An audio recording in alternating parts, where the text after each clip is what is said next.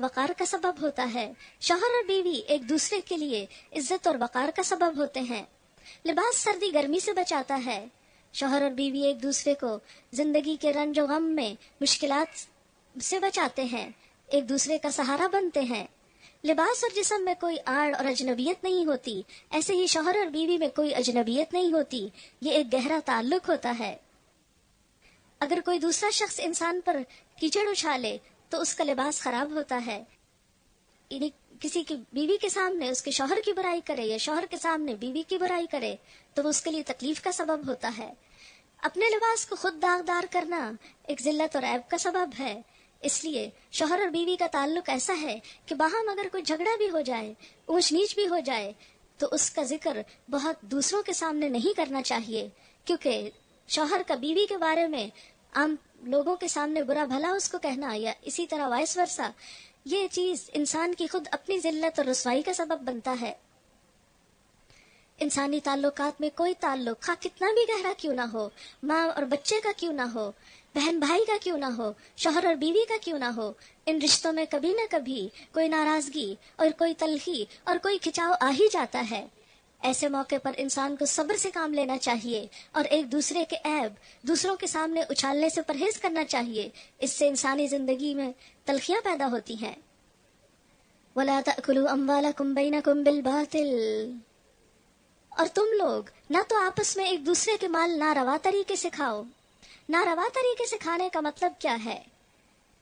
کہ اس طریقے سے جسے دوسرا پسند نہ کرے۔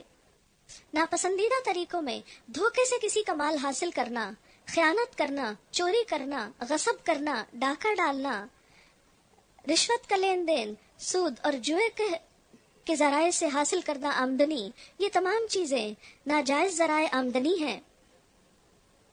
مومن کی زندگی صرف رمضان میں ایک روزہ نہیں ہوتی، وہ تو ساری زندگی ہی ایک روزہ ہے، اور ساری زندگی اسے کچھ چیزوں سے پرہیز کرنا ہے، اور خاص طور پر رزق کے حرام طریقوں سے، اور حرام طریقوں میں خاص طور پر رشوت کو یہاں منع کیا گیا۔ اور نہ حاکموں کے آگے ان کو اس غرض سے پیش کرو کہ تمہیں دوسروں کے مال کا کوئی حصہ ظالمانہ طریقے سے کھانے کا موقع مل جائے۔ رشوت کے بارے میں نبی صلی اللہ علیہ وسلم نے فرمایا، الراشی والمرتشی کلاہما فی النار، رشوت لینے والا اور دینے والا دونوں ہی آگ میں جائیں گے۔ کسی بھی کام کو ناجائز طریقے سے کروانا اور ایسے طریقے سے پیسہ دے کر کروانا کہ جس سے انسان دوسرے کا حق مار جائے، یہ اللہ کے نزدیک سخت ناپسندیدہ چیز ہے۔ اس سے لوگوں کے درمیان بھی معاشرے کے اندر نفرت اور عداوت پھیلتی ہے، جس طریقے سے امن و امان ختم ہو کر رہ جاتا ہے۔ اور جب انسانی معاشرے میں نفرتیں عام ہو جائیں تو خود انسان ہی اس سے دکھ اور تکلیف اٹھاتا ہے۔ یسألونک عن الأہلہ، لوگ تم سے چاند کی گھٹتی بڑھتی صورتوں کے متعلق پوچھتے ہیں، کہو یہ لوگوں کے لیے تاریخوں کی تعیین کی اور حج کی علامتیں ہیں۔ نیز ان سے کہو یہ کوئی نیکی کا کام نہیں کہ تم اپنے گھروں میں پیچھے کی طرف سے داخل ہوتے ہو۔ نیکی تو اصل میں یہ ہے کہ آدمی اللہ کی ناراضگی سے بچے، لہٰذا تم اپنے گھروں میں دروازے سے ہی آیا کرو، البتہ اللہ سے ڈرتے رہو، شاید کہ تمہیں فلاح نصیب ہو جائے۔ اور تم اللہ کی راہ میں ان لوگوں سے لڑو جو تم سے لڑتے ہیں، مگر زیادتی نہ کرو کہ اللہ زیادتی کرنے والوں کو پسند نہیں کرتا۔ ان سے لڑو جہاں بھی تمہارا ان سے مقابلہ پیش آئے، اور انہیں نکالو جہاں سے انہوں نے تم کو نکالا ہے، اس لیے کہ قتل اگرچہ برا ہے مگر فتنہ اس سے بھی زیادہ برا ہے۔ اور مسجد حرام کے قریب جب تک وہ تم سے نہ لڑیں تم بھی نہ لڑو، مگر جب وہ وہاں لڑنے سے نہ چوکیں تو تم بھی بے تکلف انہیں مارو، کہ ایسے کافروں کی یہی سزا ہے۔ پھر اگر وہ باز آ جائیں تو جان لو کہ اللہ معاف کرنے والا اور رحم فرمانے والا ہے۔ تم ان سے لڑتے رہو یہاں تک کہ فتنہ باقی نہ رہے، یعنی اسلام میں جنگ کا اصل مقصود کیا ہے؟ فتنے اور فساد کا خاتمہ، اور دین اللہ کے لیے ہو جائے۔ پھر اگر وہ باز آ جائیں تو سمجھ لو کہ ظالموں کے سوا اور کسی پر دست درازی روا نہیں ہے۔ ماہ حرام کا بدلہ ماہ حرام ہی ہے، اور تمام حرمتوں کا لحاظ برابری کے ساتھ ہوگا، لہٰذا جو تم پر دست درازی کرے تم بھی اسی طرح اس پر دست درازی کرو، البتہ اللہ سے ڈرتے رہو، اور یہ جان رکھو کہ اللہ انہی لوگوں کے ساتھ ہے جو اس کی حدود توڑنے سے پرہیز کرتے ہیں۔ وَأَنفِقُوا فِي سَبِيلِ اللَّهِ وَلَا تُلْقُوا بِأَيْدِيكُمْ إِلَى التَّهْلُكَةِ، اللہ کی راہ میں خرچ کرو اور اپنے ہاتھوں اپنے آپ کو ہلاکت میں نہ ڈالو۔ احسان کا طریقہ اختیار کرو کہ اللہ محسنوں کو پسند کرتا ہے۔ اللہ کی خوشنودی کے لیے جب حج اور عمرے کی نیت کرو تو اسے پورا کرو، اور اگر کہیں گر جاؤ تو جو قربانی میسر آئے اللہ کی جناب میں پیش کرو، اور اپنے سر نہ مونڈو جب تک کہ قربانی اپنی جگہ نہ پہنچ جائے۔ مگر جو شخص مریض ہو یا جس کے سر میں کوئی تکلیف ہو اور اس بنا پر اپنا سر منڈوا لے تو اسے چاہیے کہ فدیے کے طور پر روزے رکھے یا صدقہ دے یا قربانی کرے۔ پھر اگر تمہیں امن نصیب ہو جائے اور تم حج سے پہلے مکہ پہنچ جاؤ تو جو شخص تم میں سے حج کا زمانہ آنے تک عمرے کا فائدہ اٹھائے وہ حسب مقدور قربانی دے، اور اگر قربانی میسر نہ ہو تو 3 روزے حج کے زمانے میں اور 7 گھر پہنچ کر اس طرح پورے 10 روزے رکھ لے۔ یہ رعایت ان لوگوں کے لیے ہے جن کے گھر بار مسجد حرام کے قریب نہ ہو۔ اللہ کے ان احکام کی خلاف ورزی سے بچو اور خوب جان لو کہ اللہ سخت سزا دینے والا ہے۔ الحج اشہر معلومات، حج کے مہینے سب کو معلوم ہیں۔ جو شخص ان مقرر مہینوں میں حج کی نیت کرے اسے خبردار رہنا چاہیے کہ حج کے دوران میں اس سے کوئی شہوانی فعل، کوئی بد عملی، کوئی لڑائی جھگڑے کی بات سرزد نہ ہو، اور جو نیک کام تم کرو گے وہ اللہ کے علم میں ہوگا۔ سفر حج کے لیے زاد راہ ساتھ لے جاؤ، اور سب سے بہتر زاد راہ پرہیزگاری ہے، پس اے ہوش مندو میری نافرمانی سے پرہیز کرو۔ اور اگر حج کے ساتھ ساتھ تم اپنے رب کا فضل بھی تلاش کرتے جاؤ تو اس میں کوئی مذائقہ نہیں۔ یعنی سفر حج اگرچہ عبادت کا سفر ہے، لیکن اگر اس میں ضرورت کوئی تجارت بھی کر لے تو گناہ کی بات نہیں۔ نیت حج ہی کی ہونی چاہیے، نہ کہ نیت تجارت کی اور حج کی آڑ لے لی جائے۔ پھر جب عرفات سے چلو تو مشعر حرام مزدلفہ کے پاس ٹھہر کر اللہ کو یاد کرو، اور اس طرح یاد کرو جس کی ہدایت اس نے تمہیں دی ہے۔ یعنی اللہ کا ذکر کس طرح کیا جانا چاہیے، جس طرح اللہ نے ذکر کرنے کا طریقہ سکھایا ہے۔ ورنہ اس سے پہلے تو تم لوگ بھٹکے ہوئے تھے، پھر جہاں سے اور سب لوگ پلٹتے ہیں وہیں سے تم بھی پلٹو اور اللہ سے معافی چاہو، یقیناً وہ معاف کرنے والا اور رحم فرمانے والا ہے۔ پھر جب اپنے حج کے ارکان ادا کر چکو تو جس طرح پہلے اپنے آباء و اجداد کا ذکر کرتے تھے اسی طرح اب اللہ کا ذکر کرو، بلکہ اس سے بھی بڑھ کر۔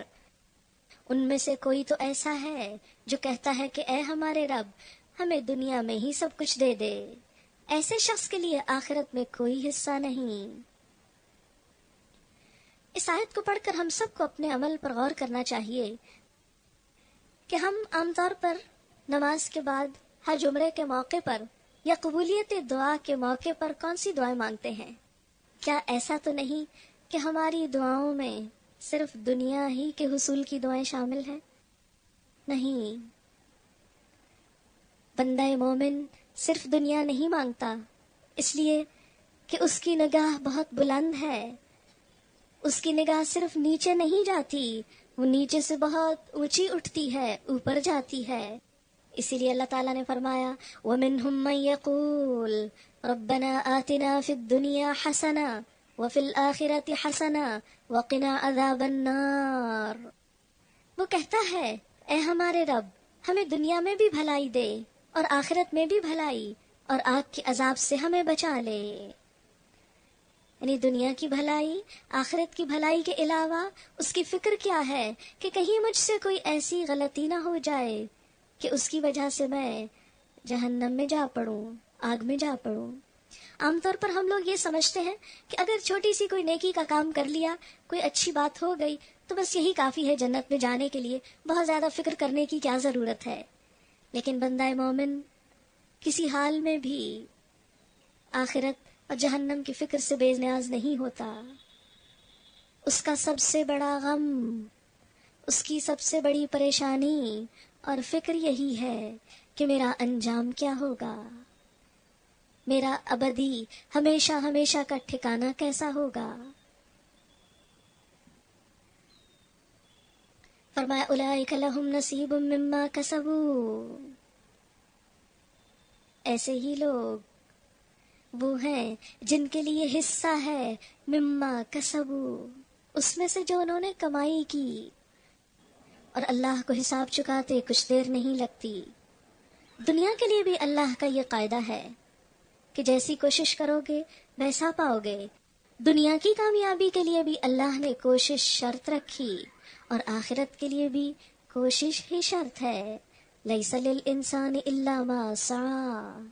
انسان کے لیے وہی کچھ ہے جس کی اس نے کوشش کی. واذکروا اللہ فی ایام معدودات فمن تعجل فی یومین فلا اثم علیہ ومن تأخر فلا اثم علیہ لمن اتقى واتقوا اللہ واعلموا انکم الیہ تحشرون. یہ گنتی کے چند روز ہیں، یعنی حج کے موقع پر ایام تشریق کی طرف اشارہ ہے، جو تمہیں اللہ کی یاد میں بسر کرنے چاہیے. پھر جو کوئی جلدی کر کے 2 ہی دن میں واپس ہو گیا تو کوئی حرج نہیں، اور جو کچھ دیر کر کے پلٹا تو بھی کوئی حرج نہیں.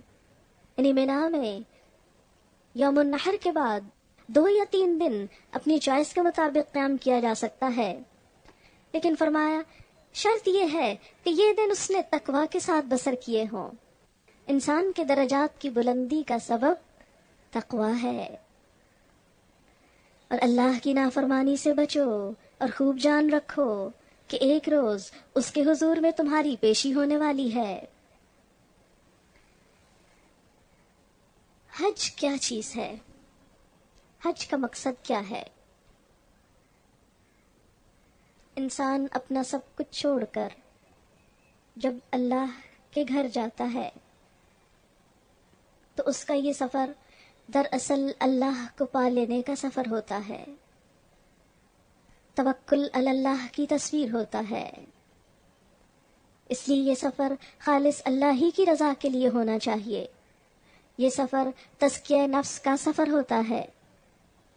مسلمانوں کو باہم اتفاق اور اتحاد کی تعلیم دیتا ہے، قربانی اور ایثار کی تعلیم دیتا ہے، نظم و ضبط اور اکٹھے رہ کر کام کرنے کی تعلیم دیتا ہے. آپس میں مختلف رنگوں، نسلوں اور علاقوں کے آئے ہوئے لوگوں کے درمیان اسلامی اخوت اور بھائی چارے کا سبق ہے. امن اور سلامتی سے مل جل کر رہنے کی تعلیم ہے. وحدت ملت کی تعلیم ہے اس سفر حج میں. یہ کیسا سفر ہے؟ محبت کا سفر، دیوانگی کا سفر، شوق کا سفر، اطاعت کا سفر، قربانی کا سفر. لہذا جو شخص ایسا خوش قسمت ہو کہ اس کو اس سفر کی توفیق ہو، اللہ تعالیٰ اسے یہ موقع فراہم کرے تو وہ اپنی ساری توجہ صرف اللہ کی طرف کر لے اور کثرت سے اللہ کا ذکر کرے. اسی لیے ایام حج میں تکبیرات پڑھنا اور کثرت سے تکبیر پڑھنا، تلبیہ کے علاوہ لبیک اللہم لبیک کے علاوہ اللہ اکبر لا الہ الا اللہ واللہ اکبر اللہ اکبر وللہ الحمد کثرت کے ساتھ، خاص طور پر ان دنوں میں جن کا یہاں ذکر ہوا، پڑھی جانی چاہیے. انسانوں میں کوئی تو ایسا ہے جس کی باتیں دنیا کی زندگی میں تمہیں بہت بھلی معلوم ہوتی ہیں، اور وہ اپنی نیک نیتی پر بار بار خدا کو گواہ ٹھہراتا ہے، مگر حقیقت میں وہ بدترین دشمن حق ہوتا ہے. جب اسے اقتدار حاصل ہوتا ہے تو زمین میں اس کی ساری دوڑ دھوپ اس لیے ہوتی ہے کہ فساد پھیلائے، کھیتوں کو غارت کرے، نسل انسانی کو تباہ کرے. حالانکہ اللہ جسے وہ گواہ بنا رہا تھا فساد کو ہرگز پسند نہیں کرتا. اور جب اسے کہا جاتا ہے اللہ سے ڈر تو اپنے وقار کا خیال اس کو گناہ پر جما دیتا ہے. ایسے شخص کے لیے تو بس جہنم ہی کافی ہے، اور وہ بہت برا ٹھکانہ ہے. دوسری طرف انسانوں ہی میں کوئی ایسا بھی ہے جو رضائے الہی کی طلب میں اپنی جان کھپا دیتا ہے، اور ایسے بندوں پر اللہ بہت مہربان ہے.